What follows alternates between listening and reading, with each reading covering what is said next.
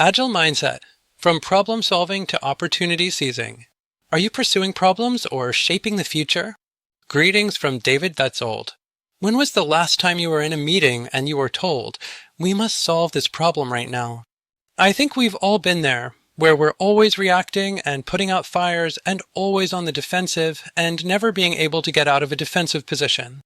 What if, however, we could completely reorient ourselves from just solving today's problems to actually capturing the exciting opportunities of tomorrow?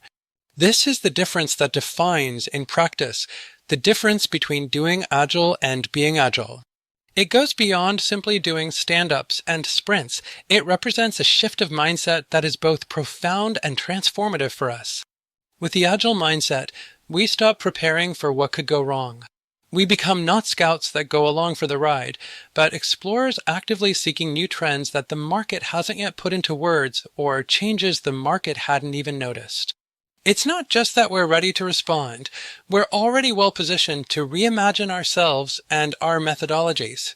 This is a proactive position that turns challenges into not mere obstacles, but instead into solid launch pads for innovation and growth. It is under this perspective that leaders and organizations not only survive disruption, but also learn to be disruptors.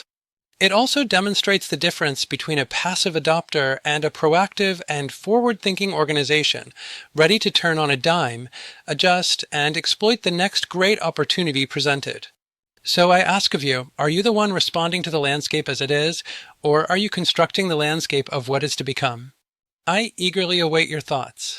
Please comment below and tell me a positive way that the Agile mindset helped you or your team discover an opportunity, new idea, or lifted you out of a possible rut. Thanks for watching,